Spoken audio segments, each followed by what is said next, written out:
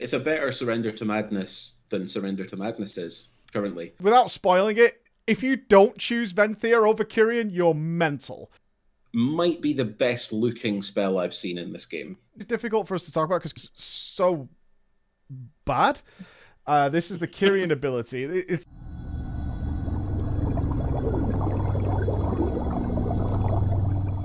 Ladies and gentlemen, we have a brand new zone and with it a whole host of new Covenant abilities. We obviously want to show them all off. We have tested every single class and spec once again, and we want to do a bit of a fun thing over the course of Shadowlands because the Covenant abilities and the theme and the transbox of the Covenant things are obviously a talking point that is going to be covered later down the line.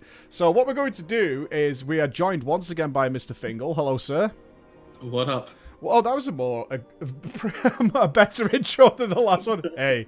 I keep getting grief for it, so yeah, I'll vary it up. That sounds good. That sounds good. So what we're going to do is we're going to, all things being equal, we're going to go through the classes, obviously show you these Covenant abilities, but then choose which one we would pick based on having played with them. Like, so maybe we'll get some disagreements down the line, or maybe we'll it'll either show a trend, Finn, of one is just clearly better than the other one, or we will have some divide. Divide would be the ideal, really, because that means you can pick either one and be in a good place. So we'll see where we go. So we'll go through them alphabetically. In this video, just to be clear, we will explain the Kyrian and the Venthyr ones. When the new zones come, we're kind of just going to refer back to this, so we don't have to make like a giant video talking about 4 abilities per class going forward. So that's how we're going to do it. All right, Finn, you're going to kick us off with the Demon Hunter. Yep. Go for it, pal. Okay. Yeah, so Demon Hunter Kyrian one, which I'll start with, is essentially a new sigil that you place on the ground. It does damage based on your attack power to everything in like a relatively large AoE, and it procs 3 soul fragments for you. So pretty good overall. Pretty great for pulling as a tank, I think, and it's potentially a decent defensive as a tank because you generate the soul fragments regardless of how many targets you hit. Yep. So kind of fun. Liked it a lot. Yeah, it was cool. It was like an AoE bomb, essentially, that you threw on the floor. And so for DPSs, very clear. You throw it down, do a big bomb, then you get some soul fragments that you can turn into Fury. What do we got on the Venthyr side, then? So on the Venthyr side, I'll caveat this one a little bit. It doesn't work properly on Alpha just now. Okay. Right? But it's essentially a dot that you apply to your target. That dot slows their melee and casting speeds by 30%. Does a significant amount of damage, but when you proc meta, it spreads to everything nearby. It sounds... We're actually a little worried about this one because it sounds so broken. This sounds so ridiculously overpowered that I'm not entirely sure if this will be what actually goes in. Yeah. Because between the two, you would obviously choose Sinful Brand. Yes. It's going to do substantially more damage. It's going to have much more utility because you're slowing casting speeds and their melee attacks. Yeah, defensively, it's also obscene. Yeah, it's like obscene from every point of view. Yeah. It really is. And one of the issues we should mention here, I didn't mention at the beginning, is currently the dungeon they did provide with Revendreth, the Halls of Atonement, is disabled from allowing Covenant abilities. So we can't show them inside of a dungeon yet. So bear that in mind as we're going forward here. So which one would you pick? Sinful Brand, Venthyr one. Absolutely. I agree. Yeah, I'm with you. I'm with you, because if it goes live that way, and this is an important thing, even if it didn't do crazy damage, defensively, with the way we can activate meta now, it also depends. This does work with Fell Devastation and stuff, right? It's just every time you go into meta. It's hard to tell. It's hard to tell. We can't. That's the part that's broken just now. The dot itself works, but you can't spread it. That's what's broken on Alpha. So yeah, I get you have a really good point. If it's only your meta cast, your 3-minute meta or 4-minute meta cast that procs it might not be that great. Yeah. But if you can proc it through demonic, it's nuts. Instantly insane. Yeah, just a ridiculous that's cooldown. Such a weird potential there. I wonder if they already know it's busted. That's why they've like, let's just not do that. Yeah, maybe. And I'm sure there's a lot of that in Alpha where it's like, this is a silly idea. We're not going to do that. But to be honest, even if they removed the meta part, it would still be really good. Yeah, so, it's so powerful. 30% reduction. Yeah, to both. And it does crazy. a lot of damage as well, just now. Yeah, the damage components are always going to be a little wonky, and we'll definitely hit some more of those. I'll move us on to the... So we're both going Venthyr with the Demon Hunter. Now, shockingly, on the DK, without spoiling it, if you don't choose Venthyr over Kyrian, you're mental. You're absolutely mental. It makes no sense to me why the Kyrian one exists. And this is the point I wanted to bring up here, is a lot of people are talking about covenants in terms of RPG, immersion, thematic abilities, yet they're very clearly, when talking about those, Finn, ignoring the ones that do not meet those requirements at all in any way, shape, or form. Everyone likes the Spear of Bastion, the Kyrian Spear that the warriors get, because that is a very Bastion Kyrian ability. But Shackle the Unworthy for the Death Knights, not so much. And these are the ones that are getting glossed over in favor of making these RPG elements. So Shackle the Unworthy on the Kyrian side for the Death Knights. You admonish your target. Basically, you apply a dot. It reduces the damage they deal to you by 5%, which is definitely nice. It deals 175% of your attack power over time, over 14 seconds. And when it's active, so for that 14-second window, spending runes reduces its cooldown by 4 seconds. It's just a dot. However, the Venthyr ability is significantly better. Swarming Mist. I've been calling this Blood Mist. Not only is it graphically amazing, but it looks awesome. It does look awesome. This heavy mist surrounds you, increasing your chance to dodge. Awesome. Really good, especially as it's AoE. It deals shadow damage to everything around you, so you get that nice DPS out of it as well. Every time it deals damage, you gain more runic power for more defensives and more offensive spells. Doesn't matter about anything else whatsoever. So obviously, even from a DPS point of view, the dodge element's not particularly useful, but that's still useful pretty much everywhere else, unless you're attacking a butt. And you gain this nice ability that's doing AoE, and it's generating you runic power for more offensive abilities inside the window. Like, it's so much more fun to press. It feels like the new rune, that Hysteria one, that gives you runic power back. It feels like that plus this ability on Frost in particular is just going to be like crazy synergy for your Breath of Sindragosa. So yeah, I think overall it's just a substantially better ability. And in Blood DK, obviously you're generating those death strikes. Like, being able to on demand generate a lot more runic power while increasing your dodge. It's just great. It's really good, and it works. And one thing that's clear is it works so well in so many different environments. Like, the rune that you get for Kyrian only works on the one target. That's it. It doesn't do anything else.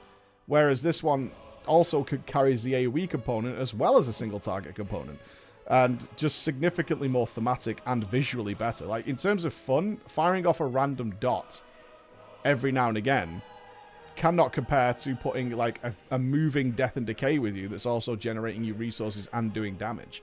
Like, it doesn't, the two don't marry up as far as I'm concerned. Really quite strange why they're in the same boat. But Blood Mist is so much better. Like, they're gonna have to struggle, I think, to make something better than that one, in my opinion. And not only that, Venthyr get teleport for an immobile class, right?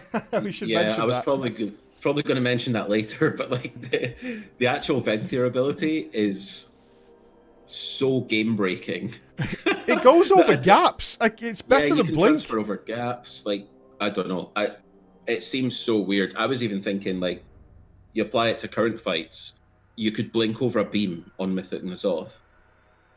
Like, that's so busted. Yeah. I just don't think like any Covenant ability will compare to that realistically. No, it's going to be tough. Really is going to be tough. Venthyr is looking really strong for that.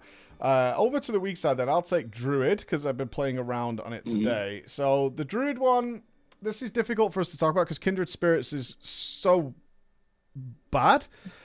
This is the Kyrian ability. It's the one that we all thought was going to be Symbiosis, and it's not Symbiosis. You pair up with a partner and you gain some stats, essentially. Some primary stats that go along with it.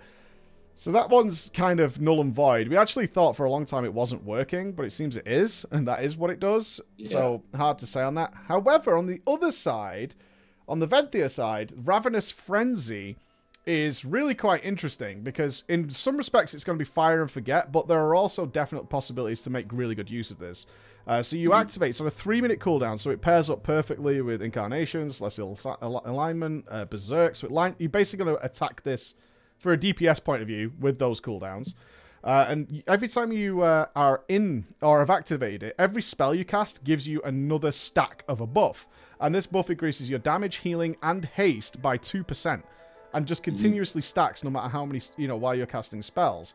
It comes with a weird caveat, which actually in play doesn't actually do anything, which is if you spend any period of time while you've activated this buff idle, which includes standing still. So if you literally take your hands off the keyboard and just wait 1.5 seconds, you get stunned.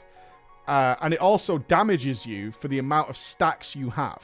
So we managed to get it to proc like 50% of my health. So it's actually quite dangerous. But you have to go out of your way to make that happen. And it's really only punishing if like the boss is about to go immune or something like that. And you activated this buff. Then you would be kind of dumb anyway because you just use your DPS cooldown. So, this is neither here nor there. One thing I will say is, although it's not particularly interesting overall, it does give you just a significant damage buff while you're doing DPS. You could obviously do it for healing as well. So if you're going into tree farm or something like that, and you activate this, all those rejuves and wild growths you're flowing are getting more and more powerful. Similar with Guardian, actually, because you can use it with Frenzied Rejuve. That works. We tested that just before this. All these elements do work, and of course, Feral is getting that damage buff as well. And what you want to do if you're a real min-maxer is you want to stack it as high as possible, and then when it's about to expire, fire off your most damaging spell. So it actually had a bit of a Nefarian twist to me, Finn, where we saw Paragon use all them Feral Druids and wait till they got that mass damage buff, stack it up as high as possible, and then drop a rip. That is the kind of effect they've brought in here. It's got that feel to it. It's a better Surrender to Madness than Surrender to Madness is currently. I mean, you had to get that Shadow Priest dig in. A little bit. I can't wait to get to Priest. I can't wait. No, I think, it sounds really fun, actually. There's a couple of interactions I want to test out with it, like if you can bop the stun before it happens. Mm-hmm. If there's like a couple of things that you can do to avoid the stun. The stun is 1.5 seconds. It's not a big deal. It's not like massive. it's not like you're CC'd or anything like that. It's not like you've been Mighty Bashed or something. You just get this stun that kind of takes you out of the play. But also to activate that, you do physically have to be doing nothing with your character. Like running around works. If you just if you run out of energy as Feral and you're like, oh crap, I can't cast anything. As long as you're moving, you're fine. And also channeled spells work. So as we were worried about things like Tranquility. So I'm idle at this point. I've casted Trank. I can't do anything. It still works. As long as your character is doing something, it's fine. It's totally fine. So again, for me, Venthyr for the Druid. Purely because the Kyrian one is so lame. Yeah, agree. I agree. Right, on to Hunter, which is your territory, sir. Yeah. I'm torn on this one. So nice. Kyrian one is Resonating Arrow. You can see through walls, going dark and all that sort of stuff. Mm-hmm. And it's a crit amplifier. So you get 30% crit chance against things in the area. Yep. So overall, pretty cool ability, liked how it played, and is a damage modifier.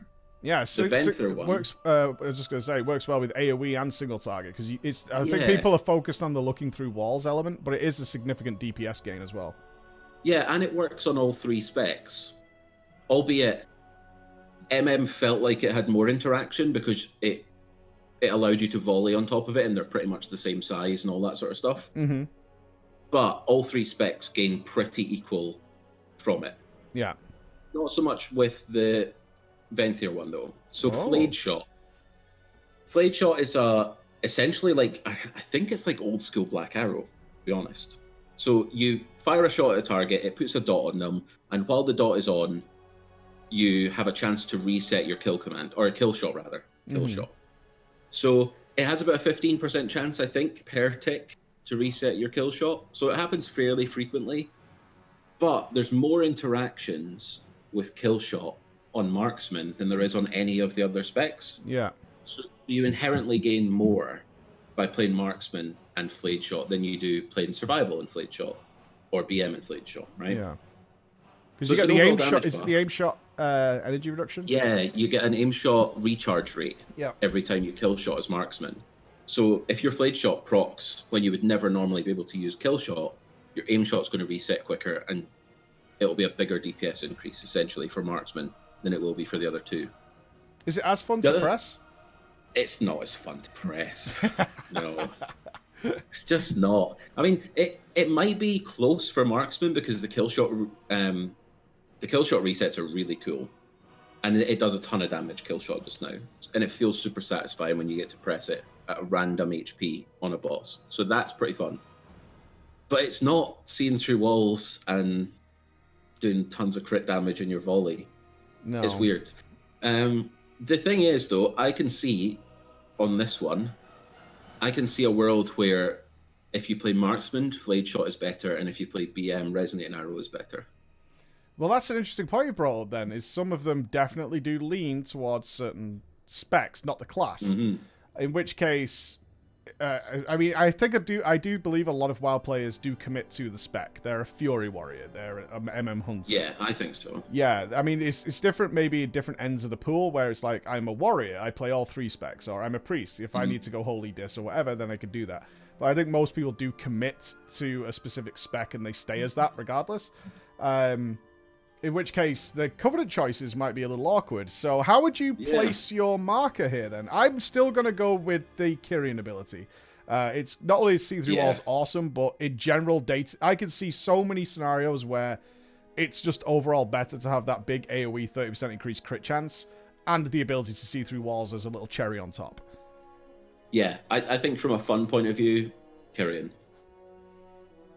If I was thinking purely with my DPS head on, I'd probably go Venthyr. Interesting. Okay. Yeah. Let's go to Mage. This isn't going to be a fun one. I'm sorry, everybody. I'm really sorry, everybody.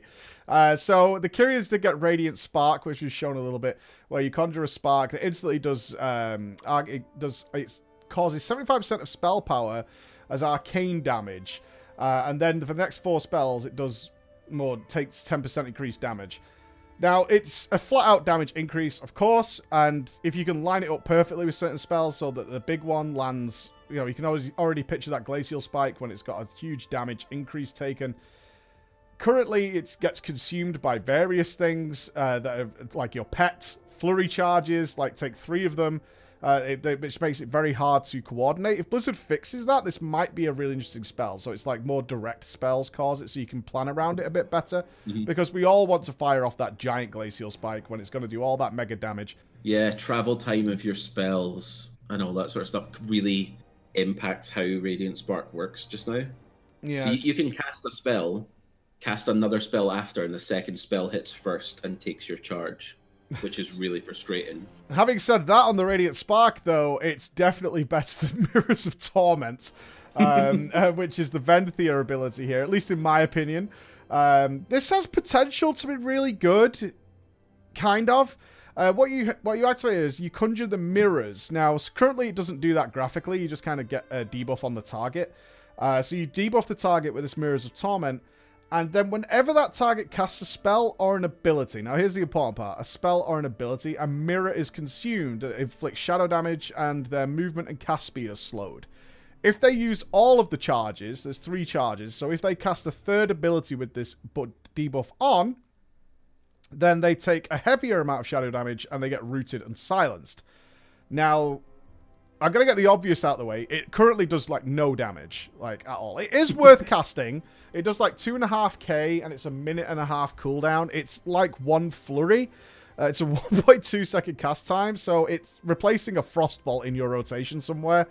But it realistically does no damage. The real issue with this is getting it to activate outside of PvP, obviously, is a little bit niche. Like, some enemies don't use abilities that often, and it just runs off. They don't cast spells that often. So it's... And a lot of bosses aren't affected by these kinds of things. There have been bosses in the past where having spell speed delayed and things like that has been a thing. But for the most part, not really in the modern era. If they're going to cast their big mega spell, they're going to cast their big mega spell regardless. So it doesn't do most of its damage sometimes. So what you have is this really niche ability. Now in PvP, you could throw it on a target and that kind of... You're almost giving them an old school unstable affliction. Is that it can be dispelled, by the way. I should point that out. You can just dispel it off. But if they start spam healing themselves, so if you're tunneling down somebody, a healer, for example, and they're spam healing themselves, you put this on them, they're going to be super silenced and rootsed if they cast 3 spells, right? That's going to happen really quickly. Out in the PvE world, though, certainly in open world, there's just so many times I've fired this thing off and literally nothing happened because it doesn't respond to melee abilities. They have to be doing something. It has to be casting at you or using a special ability. Normal attacks don't do anything. So it's one of those where you kind of... I have to default to Kyrian because that's useful all the time. Whereas Mirrors of Torment seems like a much more niche use case, in which case I can't justify myself picking it because maybe it's good sometimes, but other than that, maybe it's just lying on my bars not doing anything. Yeah. Mirrors seems so bad. It does. Cannot explain how bad it is. I mean, I initially thought PvP it could be quite good, but then since you can dispel it, like, it's rubbish. Yeah, it's good in lower bracket PvP, I guess, you know? Yeah. It's good in those environments. Or somebody who hasn't made a giant weak aura to say you have Mirrors of Torment on you, dispel. You know, things like, you know, that's exactly what a lot of players are going to do. It's like, oh, okay, I need a weak aura then to let me know when I have that, because that's just going to silence me and slow my cast speed down, so my next spell should be an instant cast dispel in order to deal with it, or, you know, to help out with somebody, or you just get CC'd. And in that case, even in its niche form, it doesn't seem that good. There is a world where this does work on things like raid bosses, on every rare, you know, things like that. But I could tell you now, playing through Revendreth with the ability, it was either useless or barely useful, or only got 1 charge off. Like, getting all 3 off, I basically had to hunt a specific type of enemy. I had to hunt for somebody who would have a multiple amount of spells to cast and would not try and melee me at all. Then I got it to do something, but unfortunately it was very little, because the damage is really low right now. So it didn't work for me at all. But de facto Kyrian on this one, just due to the things we just explained. Now, let's move on to... it's monk time. You take the reins here, pal. You take the reins. I love monk. I know. So fucking much right now. Anyway, so...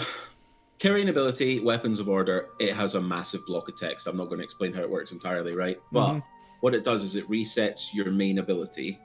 So Rising Sun Kick, Keg Smash, or Essence Font. And it gives them an additional effect, as well as granting you 15% mastery for 30 seconds. It's crazy powerful. It doesn't match up too well with Windwalker if you run hit combo, because you don't really want to reset your Rising Sun Kick. Yeah. You want it to be on CD for a bit, especially if you're using, oh my god, what is the kick in the last talent rule called? Whirling Dragon Punch. One. Whirling Dragon Punch. Twirly Kick. Yeah, it totally removes that if you reset the cooldown. Yeah. So a little bit weird. For Brewmaster and for Mistweaver, it seems crazy, the ability. It seems really strong, especially for Mistweaver. For Mistweaver, it is nuts. Fallen Order is the Venthyr one, and it might be my favorite spell in the game right now. Yeah, interesting the feedback we got. I showed this one on stream today. But go on. It's so good. So it is just like a press and stuff happens. There's not really that much interaction with your character, right? But when it comes to 3-minute DPS cooldown, I think it might be one of the best ones. So most 3-minute DPS cooldowns just like make your character glow and do a little bit more damage. This one, you drop a mirror next to you. Out of the mirror comes 6 dead monks, little ghosty monks, and they help you. Like, they're either Brewmasters, Mistweavers, or Windwalkers, and they do abilities based on whichever of the 3 they are. Yep. And they're awesome. Yeah, they're so cool. They're so cool. I put this side by side with the Druid one, because as I said, it's more the Druid Frenzy is more of a you fire and forget it for the most part. You just activate it when you activate Incarnation or Berserk or whatever, and you're just doing more damage during that time. Nothing else really happens. You get a nice effect, visually, of the red sort of glow, but other than that, you kind of don't notice what's happening, right? Unless you're doing some kind of min-max tracking of what's going to happen at the top. With this you're one, just a bit shinier. Exactly. This one is so thematic. One, the mirror is great. I love the use of mirrors in Revendreth overall. As transport portals, you use them to move around the zone. Fits in with the vampire aesthetic really well. But having these guys just pop out, especially if you mix it with the absolute army that Windwalker and, you know, you can put up Zuwen. You can obviously do Storm, Earth, and Fire. You've got all those dudes out, and then suddenly you add another 6 dudes to it that are casting heals. It's like you've spawned this little monk war. And they're all little dudes as well. They're all tiny. But I like that. I like that aspect of it. As a base DPS cooldown, I think it looks very thematic and looks really cool. Yep. How effective do you think it is? I think it's very effective. I think it's even more effective as Mistweaver. Yeah. So when you're a Mistweaver, the special effect that it gets is that they'll apply enveloping mist. Now, it says renewing mist on the tooltip. Yeah. But I was getting enveloping misted by the monks, which is so broken. That's like your healing amplifier. It makes you do more healing to everyone that has that on it. It will apply it to party members. Yep. It's crazy as Mistweaver. And it does seem really to fun as scale based on Windwalker, spec, but because it's crazy. that's something we Yeah. checked, right? So if you pop it as Windwalker, the Renewing Mist is nice, but it's only for like a few hundred. It's not going to heal you Yeah. to full or anything like that. And then, as a Windwalker, it's more of a DPS utility. But over on Mistweaver, the healing is far more effective.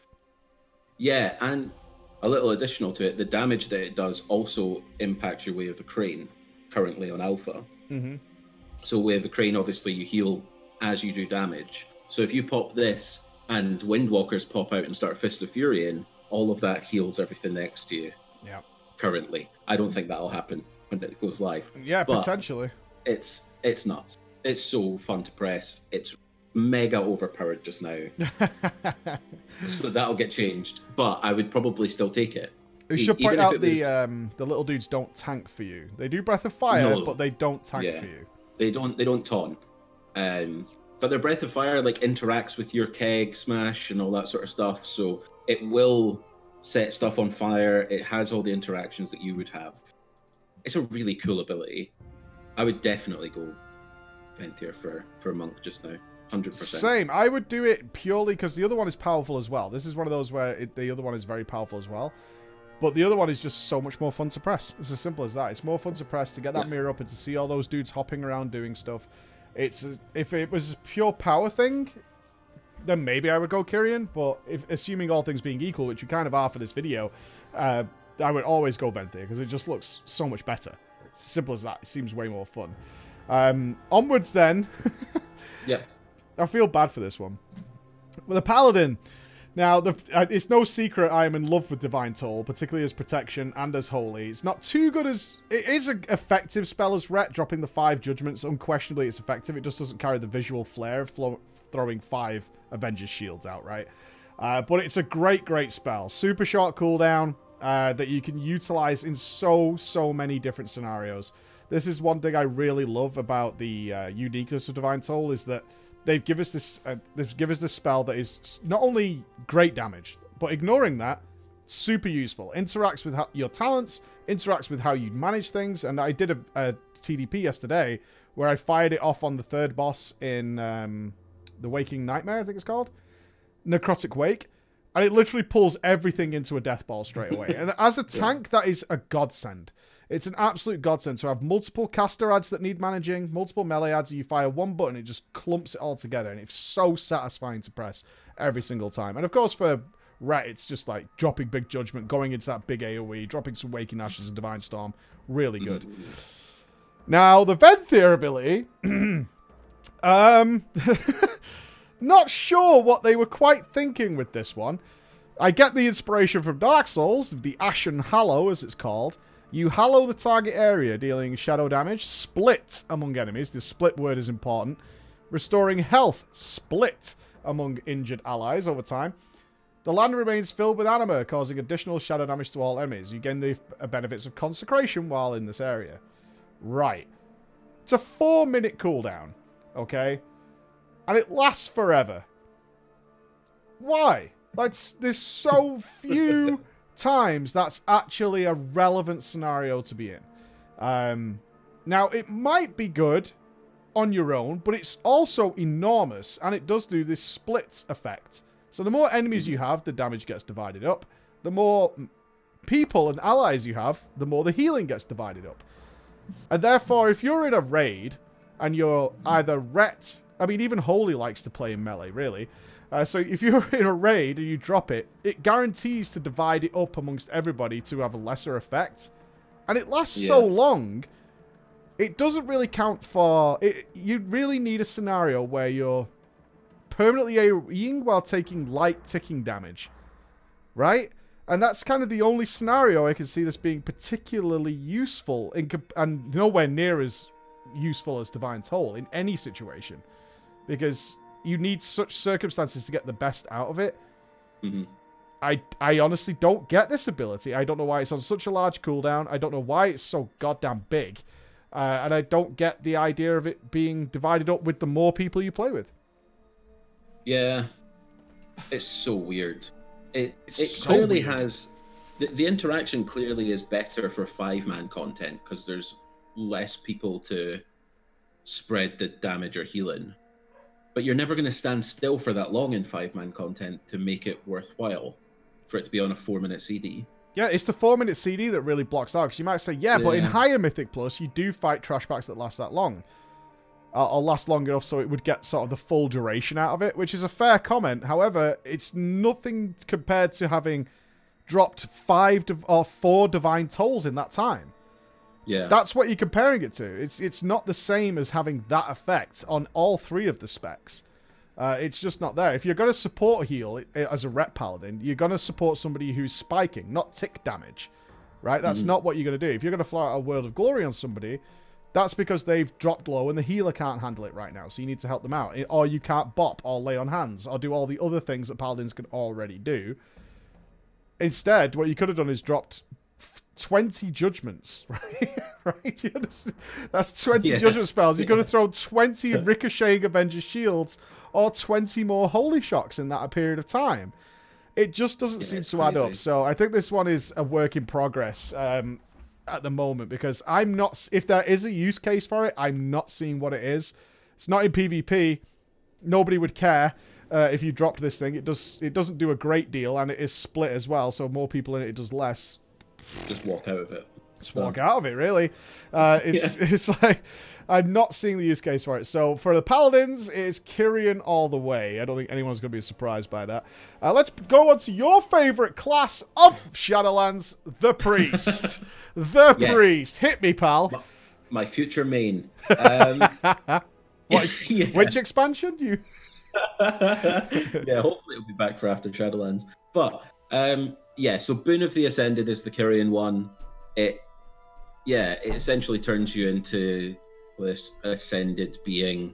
You have one spell that pulses AoE, and you have another spell that replaces either your smite or your mind flay with a single target burst spell. Yeah, that has that one has a cooldown. Your AoE doesn't. That one has a cooldown. AoE doesn't. You can just spam as much as you like. Mm-hmm. Now, as you cast those spells, it gets a stacking buff that then explodes when the boon ends, healing all your allies and damaging all your enemies based on how many spells you cast, right? Yes.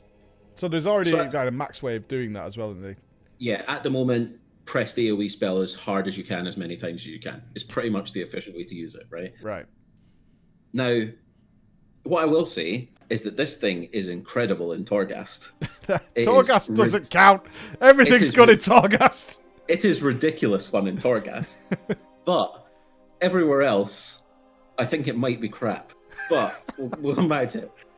The Venthyr one is called Mind Games. You assault the enemy's mind. Ooh, you'll love that, edgelord. And then it deals shadow damage and reverses their perception of reality. So basically what it does is when they damage the next thing, it'll heal them instead. And when they heal the next thing, it'll damage them instead. Yeah. Which sounds a lot like a PvP ability to me. But I've played around with it a little bit, and I think it might actually be good. Yeah, I was shocked by this. You mentioned earlier is that our initial impression of this, certainly when we read it, is we had questions. I think that's the point with mind games. It was just questions, questions, questions. Does this work on bosses? So you can actually fire it at a boss, and it'll heal the tank. Right? Yes, things like that. I can tell. And it does seem to work that way, yeah. Yeah, from going into a party with someone who then tanked an elite out in the world for me, it was healing the tank, which is good. Mm-hmm. So it does have a little bit of utility that way, right? The additional part is it gives you resources if it's consumed.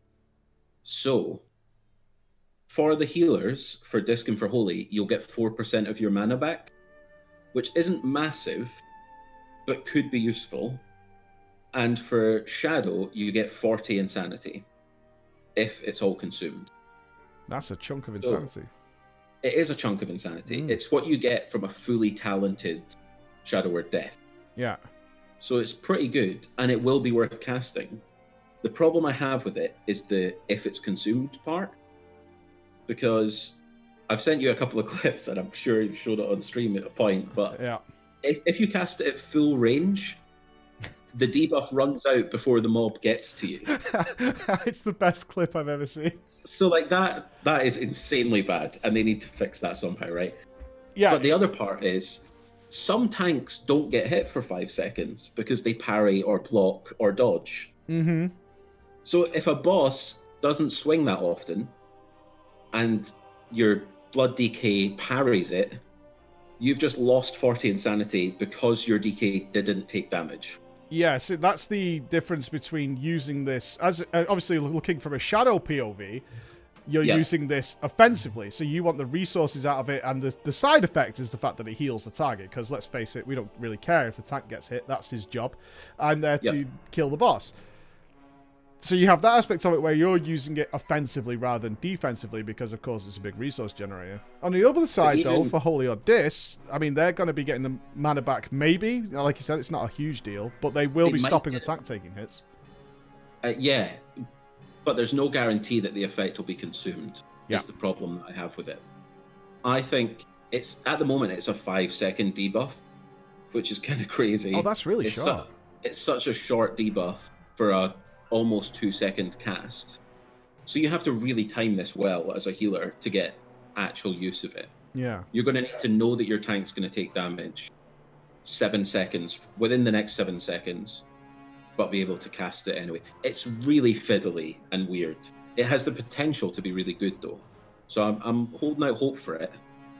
But I think if the debuff was slightly longer, if it was like a 12-second debuff instead of a 5-second, it would be instantly. Yeah, you want it, if you're going to commit to the cast, you want it to make sure it works for you. Yeah, that's the point there. Let's put a stake in it then. Who are you picking? Are you Venthyr. Kyrian or Venthyr? Yeah, I want the teleport. I don't even care about the abilities on my priest. I'll take the teleport. No, I think for the priest abilities, it's mind games is better. I'm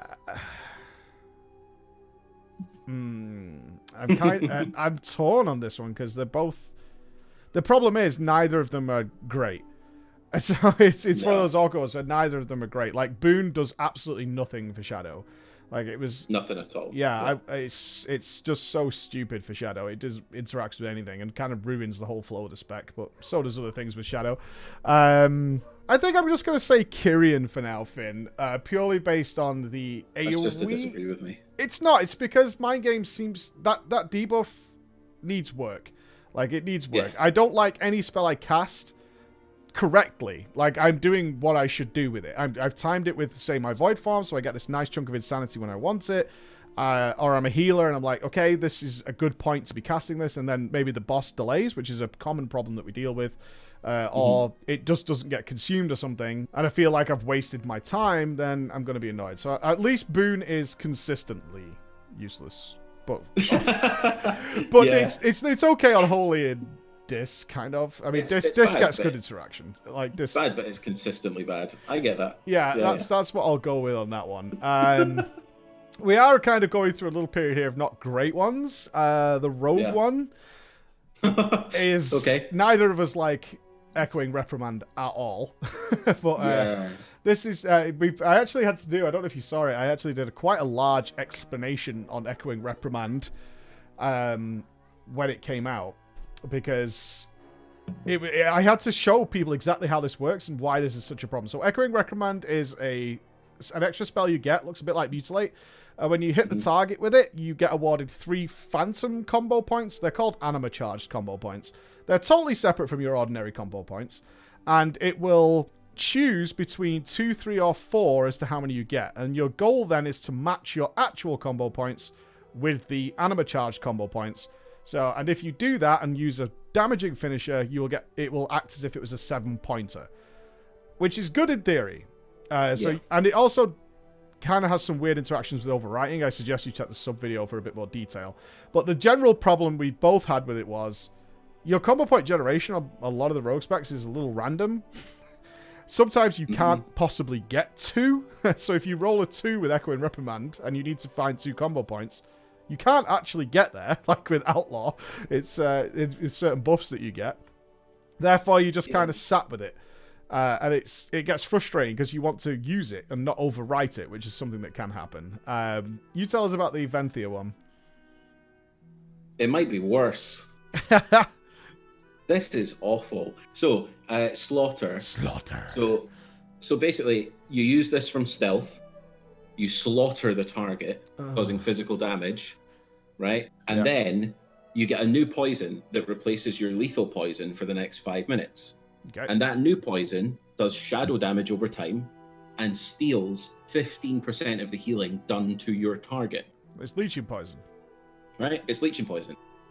But with a, so I'll run through the shadow damage. Few things that make this terrible, right?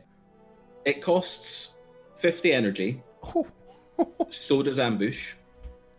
And it does exactly the same amount of damage from stealth as Ambush does. Exactly the same. To the number.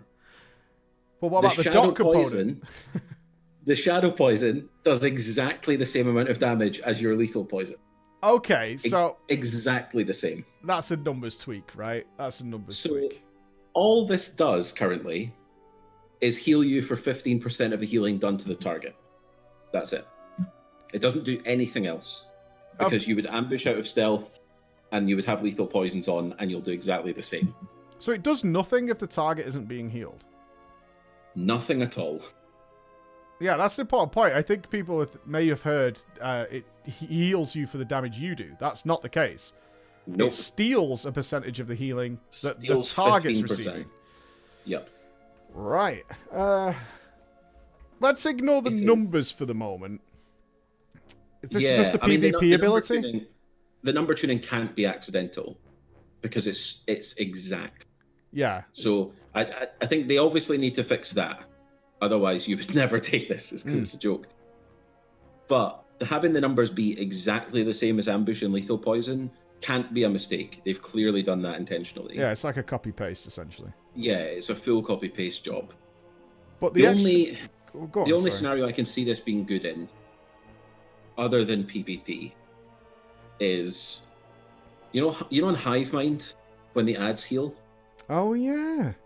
You would be able to steal 15% of that healing if you applied this poison to them. Or just don't get hit by the eggs. Or just don't get hit, right? but it might be the case where if a boss spawns an ad that heals a lot, this poison would be good because you would take 15% of that healing and you might be able to kill it through the heal. Assuming you need the healing, though, right? I mean, that's the question. It's like you're assuming you need the healing for that to be relevant. Honestly, this seems to come down to me to just the shadow damage over time. And even then, it doesn't sound fun. Like, based on this, I would absolutely take the Kyrian because you can get that to work sometimes and work nicely. Mm-hmm. And it seems like a noticeably good thing when it does. Although the Kyrian ability feels like you're not in control of it a lot of the time, it's substantially better than the Venthyr one. Yeah, I mean, Slaughter just looks like they tried to mix like Rupture or I forget, Nightblade, I think it was what they call it for sub, into an attack and call it good. But no, that's going to be a no. Both Kyrian on that one, even though we don't particularly like it. Let's hope the Night Fae and Maldraxxus have some good stuff for us on that one, I guess. We only have a couple left to go here. Now, this one will be controversial. This is one of your favorites. Both of us considering this for the main. It's the Shaman. So it's Vesper Totem going up against, what was it called? Chain Harvest. Chain Harvest. So we both played with Vesper Totem, which was a great spell. So I'll describe Vesper Totem, and you bring us in on the Venthyr if you want, Finn. Is the Vesper Totem, you drop it at the floor, and your next 3 damage spells cause it to pulse AoE damage. Very useful. It's supposed to move with you as well, which doesn't quite work on the alpha right now, but hopefully we'll see that. But it's basically charges. So you have 3 DPS charges, so you fire off 3 DPS spells, and they'll pulse. But it also works with healing spells, so if you want to mix and match... if you want to use healing spells as well, you don't consume charges by using healing spells and lose damage ones. You get 3 of each time.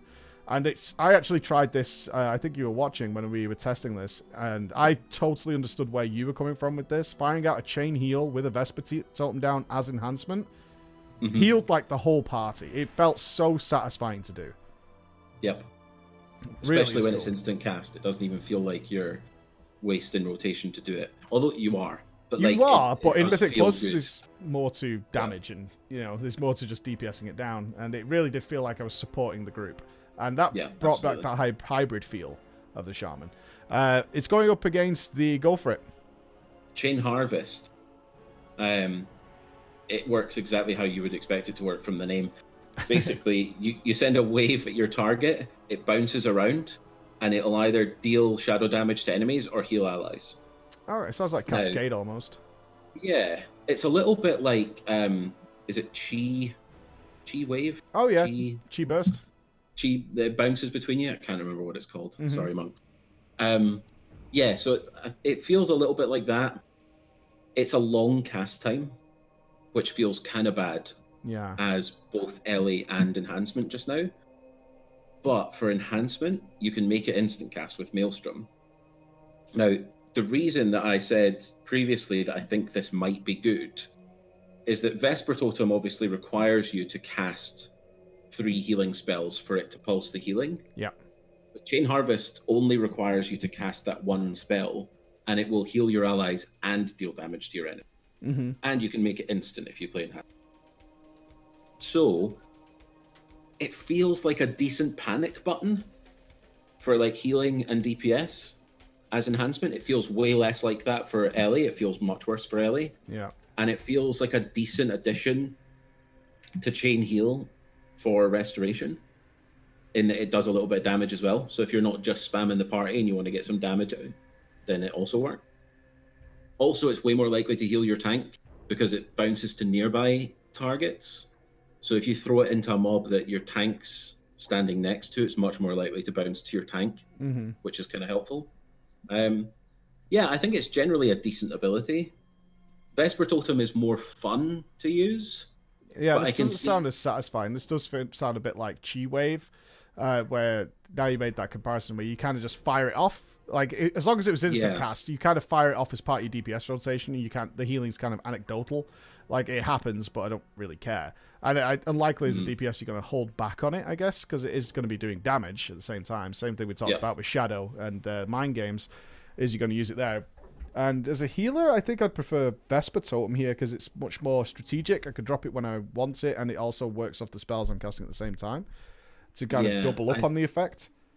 I definitely agree. I think this is another one similar to the Hunter, where if I was playing Ellie or Resto, I would take Vesper Totem for sure. And if I was playing Enhancement, I might lean more towards Chain Harvest. Yeah, because you don't want to be casting 3 healing spells, really, as an enhancement. No, because really Vesper Totem is a 4 spell, if that makes sense. Because you need to cast 3 healing spells afterwards to make the effect work. Whereas Chain Harvest is just a fire it, it heals, it does damage kind of spell. Although less does that make it forgettable? To use. That's what I was actually the same aspect. Is it more forgettable? It's like it's something in your rotation that you would add in. Like, I'm going to run in and I'm going to drop, like, I want to do Chain Lightning. I'm going to throw a Chain Harvest, but and then Crash Lightning. I'm just throwing it in there because it does damage. I think if it did become just like part of your rotation, then Vesper Totem is more fun. If it was something that you could make plays around, so, I can see my tanks getting chunked here, I'll Chain Harvest, and I know it's going to bounce to him. I think that's really satisfying, and you can do it instantly, so it can be like a reactionary spell for enhancement. Whereas the totem can't be, really. You'd have to drop it and then heal the tank. So, I think that they're really close for me for enhancement. I think if I was just playing a Shaman, I would be going Vesper Totem, though. Yeah, I agree. I like the sound of the new one as something that I didn't have to worry about, I think, is what I would take. I wouldn't take it for fun. I wouldn't take that ability for fun. For more convenience, maybe. But I've got to say, after playing with Vesper Totem, I started to really enjoy it. And part of me that popped up, certainly in dungeon content with Vesper Totem, is that I kind of wanted to heal a bit more. to get the use out of it. You know, I had this usage there to help them out. And I was like, oh, I could actually, some people are low here. I'm actually going to use this Maelstrom proc or whatever on a chain heal instead. I wasn't using them all the time, but it definitely incentivized me once I pressed Vesper Totem to do those things. I know as a healer, I would probably prefer Vesper Totem as well, because you're kind of like, oh, this is the burst coming, where you prepare your Mana Time or your Cloud Burst, and you're like, okay, I'm going to put the Vesper on top of this and also deal damage, which you're also going to translate well into Mythic Plus.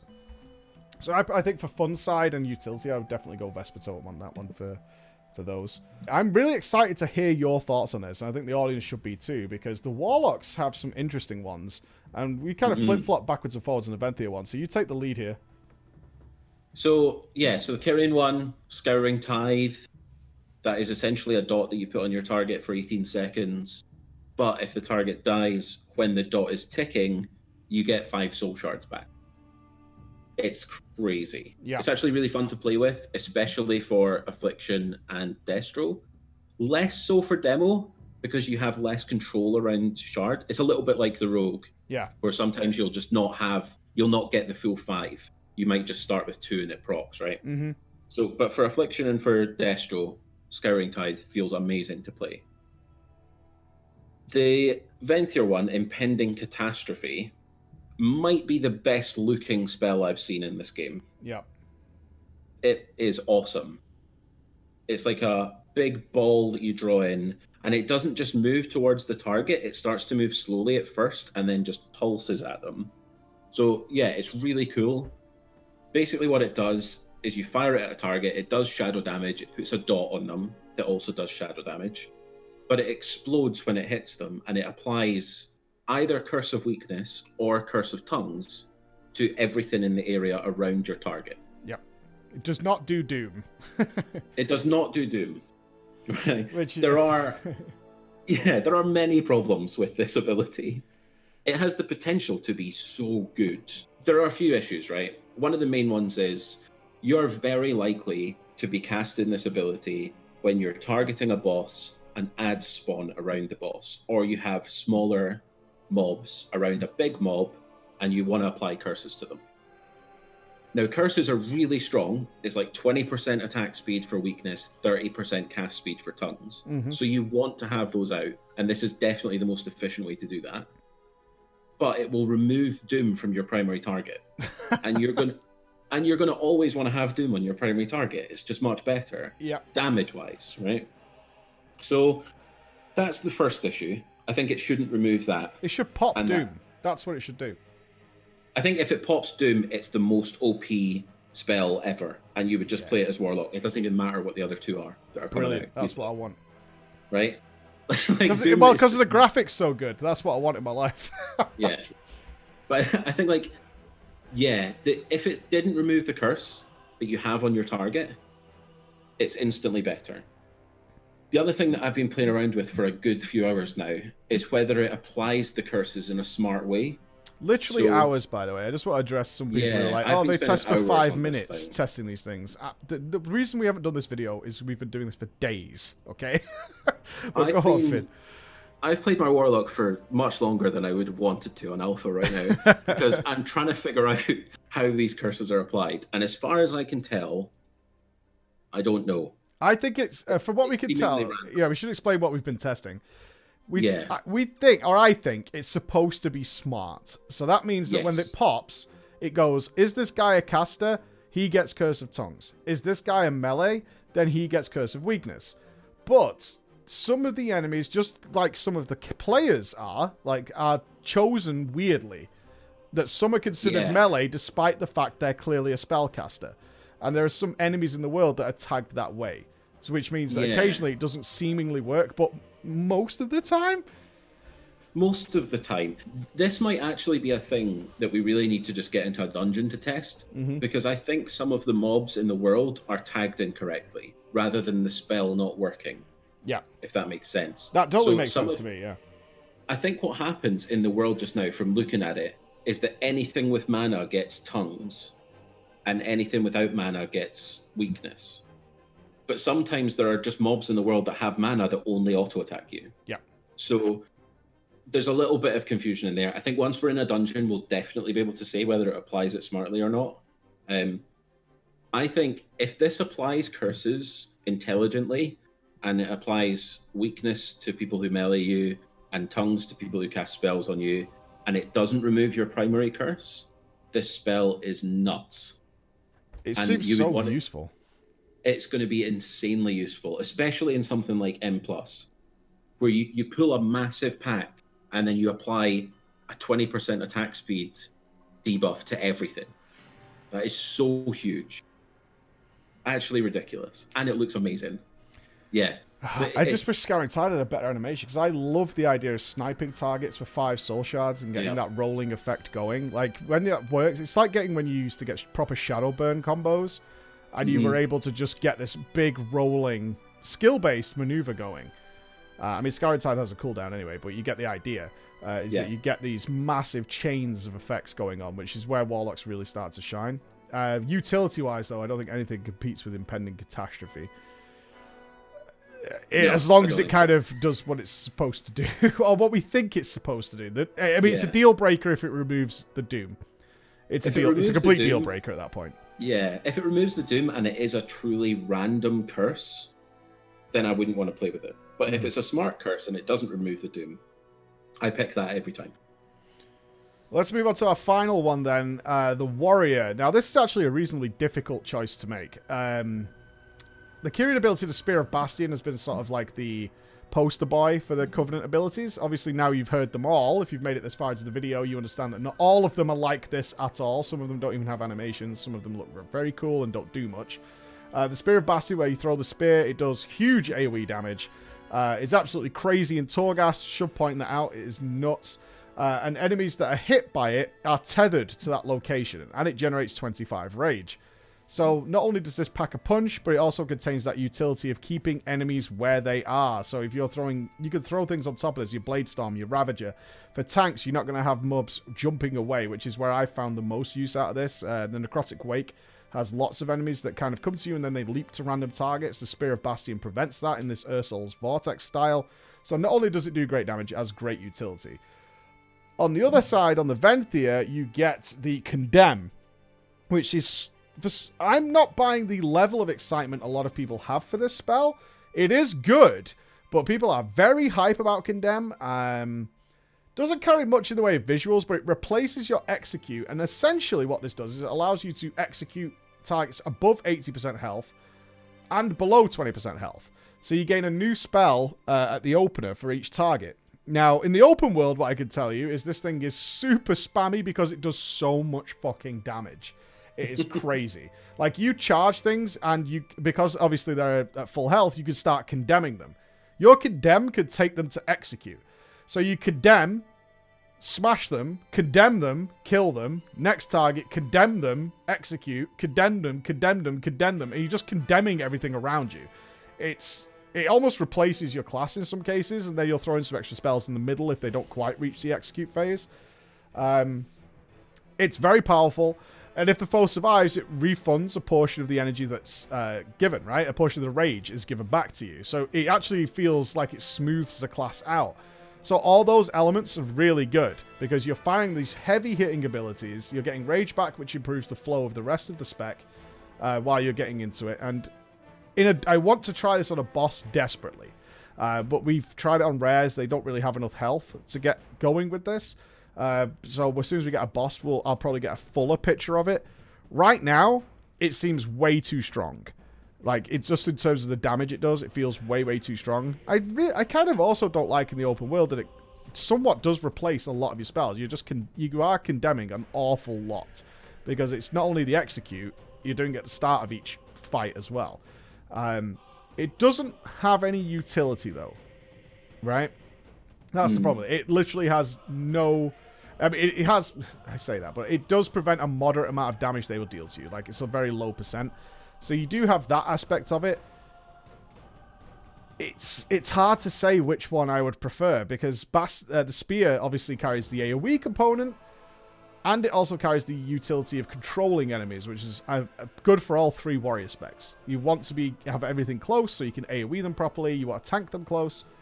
Yet you do get this just tremendously hard-hitting ability. It does prevent some of the damage done to you, but it smooths out the spec. This is a hard one, Finn. Like, which way I would lean right now. It really is. Yeah. It feels like... Yeah, I can totally understand. It does feel like the condemn thing is kind of useful, but there's still a decent portion of the fight where you just don't use it.